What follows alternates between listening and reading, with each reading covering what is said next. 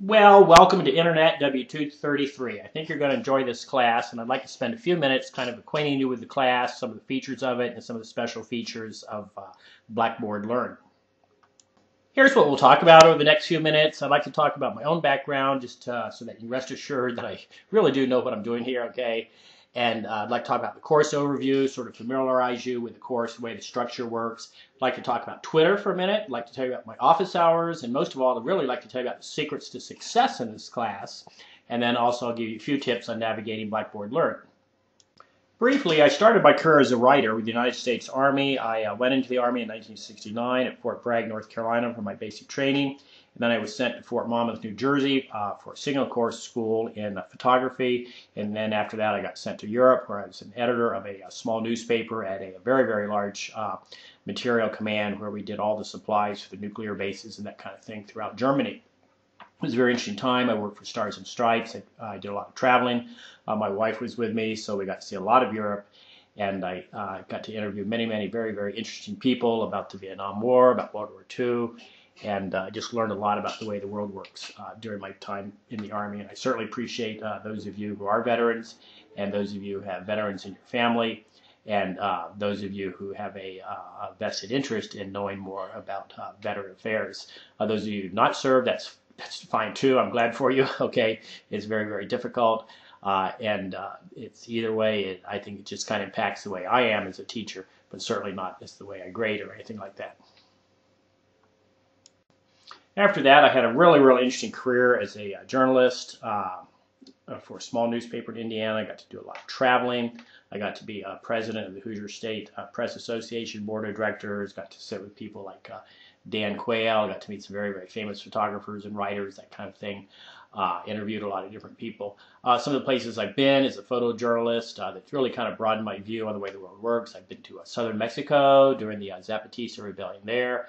I've been to Guatemala. I've actually driven from North Manchester, Indiana to El Salvador, which means you go through Guatemala, a very interesting country. I've spent time in El Salvador immediately following the Civil War there, and then I spent quite a bit of time in Nicaragua, particularly during the Contra War there. So once again, that affects my worldviews, the traveling that I've done. It affects my critical thinking skills by actually seeing firsthand the way things work and getting firsthand knowledge of things and understanding the importance of research, some of which you do yourself right on the ground.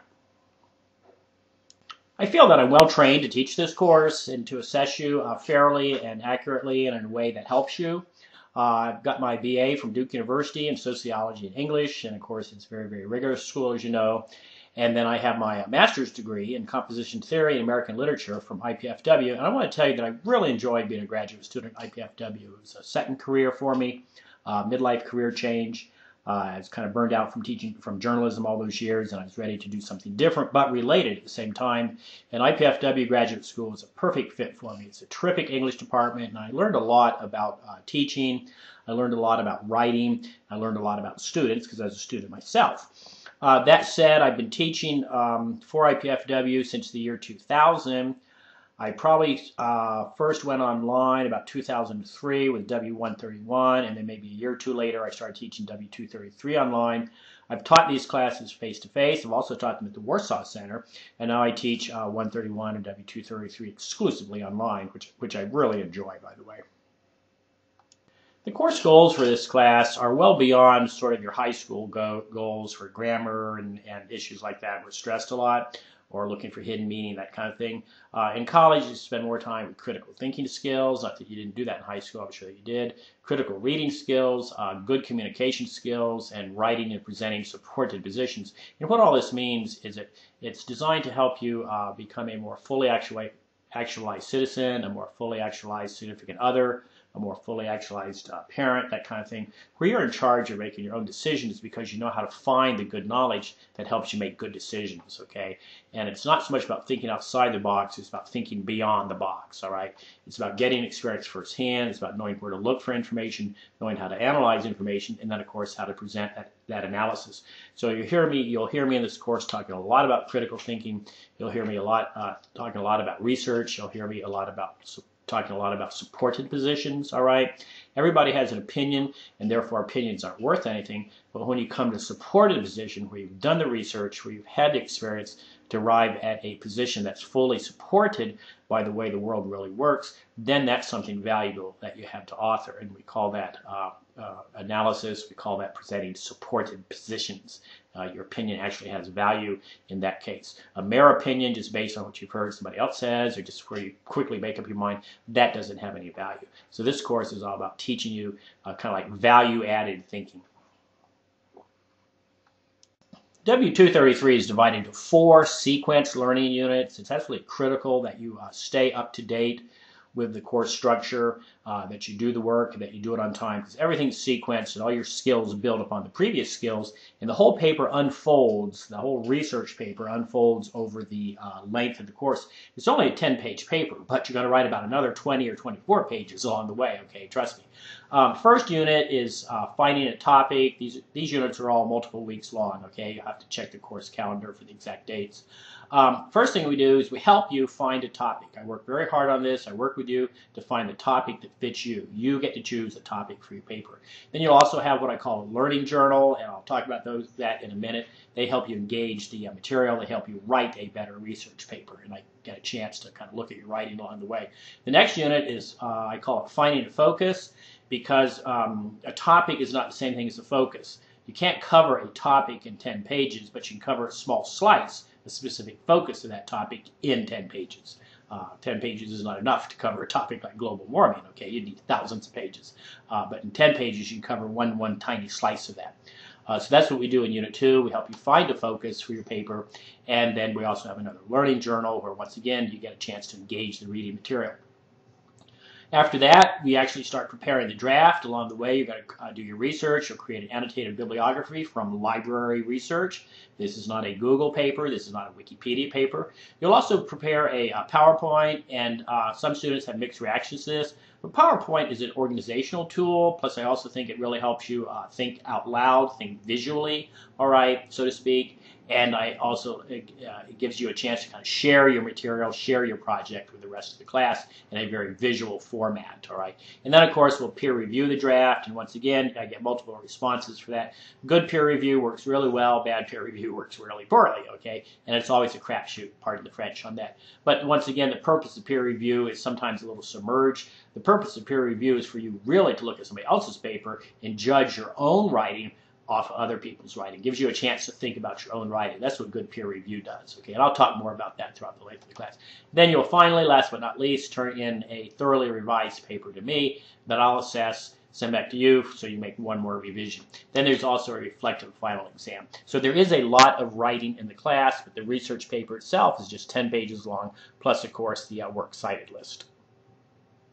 Another very important component of the class structure are the discussions. Discussions engage the classroom material. They build a community of learners.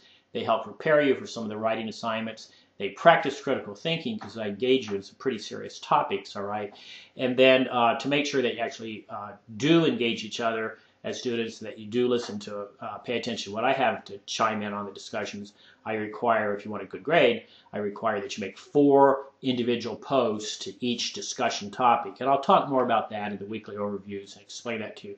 Just keep in mind that magic number 4, please, okay? Keep in mind number 4, you'll be fine. I mentioned earlier the journals. The journals are a lot of fun. You can write these in a narrative style. You don't have to be formal. You can kind of talk to the material. You can talk to me. I enjoy reading these. They're long, okay? They're 4 pages each, and you'll have at least 2 of these during the semester. And what they do is they cause you to engage the reading material. They cause you to kind of sharpen your critical reading, your critical thinking skills. Some of these readings are different, all right? Some of these readings are going to be new to you, and some of them are going to be a higher level than what you're used to reading.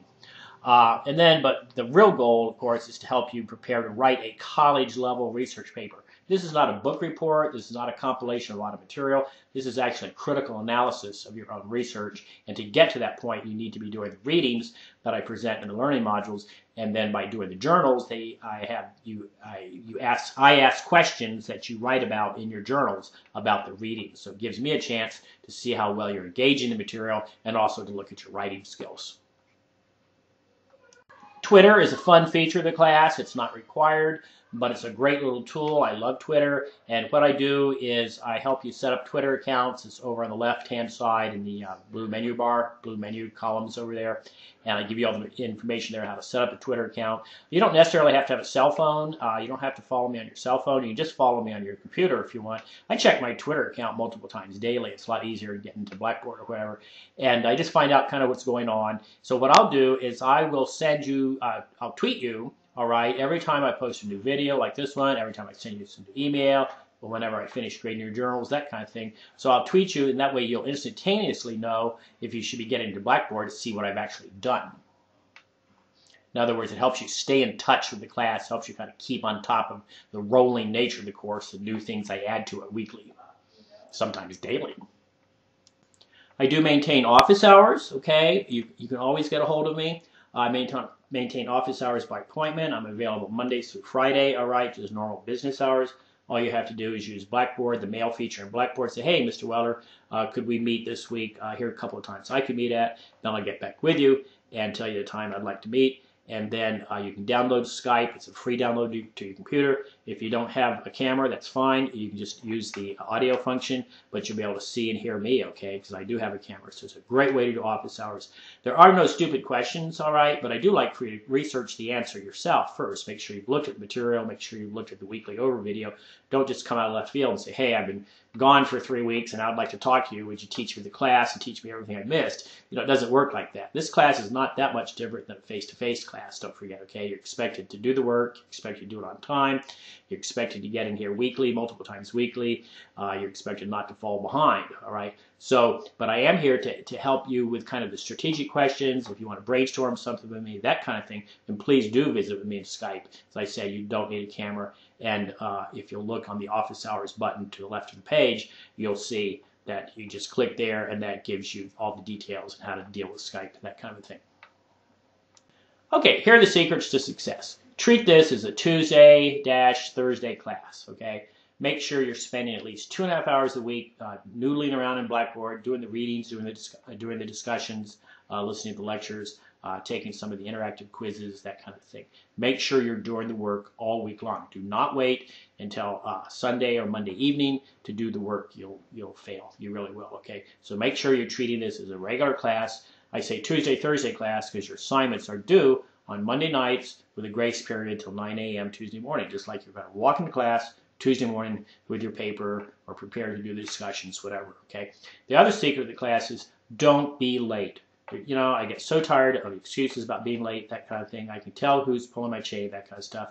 It only hurts you, all right? It doesn't help you, it hurts you. I guarantee you this course is very carefully sequenced. It's very fast moving. If you fall behind, the only person that's going to get hurt is you, all right? And sure, you can beg me for mercy. That's fine, but it's going to keep you from learning the material that it takes to get an A in the class. So if you fall behind, don't expect an A in this class. It's bottom line, okay?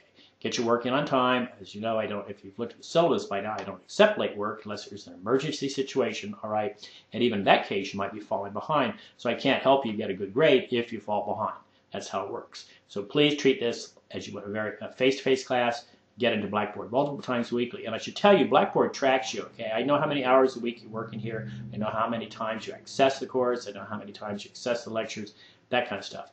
Make sure you're doing the work. I don't grade you on your class on this feature that Blackboard does, but if you're getting a poor grade, I can tell why, all right? You don't get poor grades in this class because, you know, I grade you down.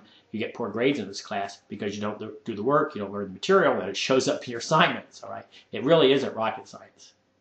Okay, the course menu, of course, is that blue series of bars, menu bars over on the left. And what you see, first of all, is you see the syllabus. It's critical that you print out the syllabus. It's just 3 pages long. It's critical that you read it, understand it, and know what the class policies are. They're all in there, okay? It's your class Bible. The next item there is the course calendar. You should print that out. That gives you all the due dates. Then I've already talked about the Twitter feed. If you click there, you'll get all the information how to set up a Twitter account. Follow me on Twitter. I do maintain office hours. They're very cool, all right? I maintain those with Skype. I mentioned that already, so there's the material there office hours. Message Center, that's the mail feature for the course, okay? That's where you get mail from me, and that's where you can send me mail. I love email. There are no stupid questions, all right? Please don't use my personal accounts, my campus accounts. Stay in Blackboard, please. That way I'll know who you are, know which class you're talking about, that kind of thing. Discussions, that's one way to take a look at the discussions, all right? You can also see them from the learning modules. I put the button there so you can see all the discussions at once. At the same time, you'll also see them in the individual learning modules. If you look, you'll see now where it says under Course Overview, below that it says Unit 1. All right, that is the Unit 1 learning module, and we're going to get to that next. Okay, last but not least, here are the learning modules. As I pointed out earlier, the class unfolds in units, so there's one learning module per unit. If you click on the blue button that says, for example, Unit 1, and then it shows you the ending date there. Of course, these ending dates change from semester to semester. You click on that, and you get this list. And this list is actually a compilation of links, all right? Each link is a link to a file, a link to a video, a link to a podcast, a link to a PowerPoint. You don't ever really know what it is until you click on it, okay?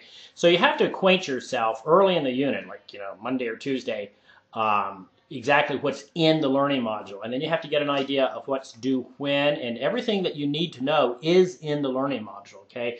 You can look at the course calendar and kind of bounce it off the learning module to make sure you understand the due dates, all right? They're all in the course calendar. They're also in the syllabus, and then they're also here in the learning module. But everything you need to know and everything you need to do is in the learning module. This is where you do your work. You do all your work in this spot, all right? So you have to acquaint yourself with it. You're in W233 now. You're in 200 level courses. You have to learn how to do things yourself. It's a critical skill. It's a very, very skill that's valued out in the marketplace. You're not going to have people overlooking your shoulder all the time telling you exactly how to do something. You have to figure out how to do something yourself. So it's all here. All the information you need to succeed in this course is in each learning module. Stick to the learning module that we're in. Please do not work ahead. All right? Stick to this unit. There's plenty of material here. Get all your work in by the due dates. And every week I will be creating a new video to help remind you of what's going on for the week, that kind of thing. But all your work is here in the learning module of the particular unit that you're working on. All the links to submit your assignments, all the discussions are in here where you post your own responses, that kind of thing. The information about your journals in here. The information about whatever other papers are due, that particular unit is in here. And the actual links where you submit the material is due here. So this is where you do your work. This is the critical element of the course right here, these learning modules.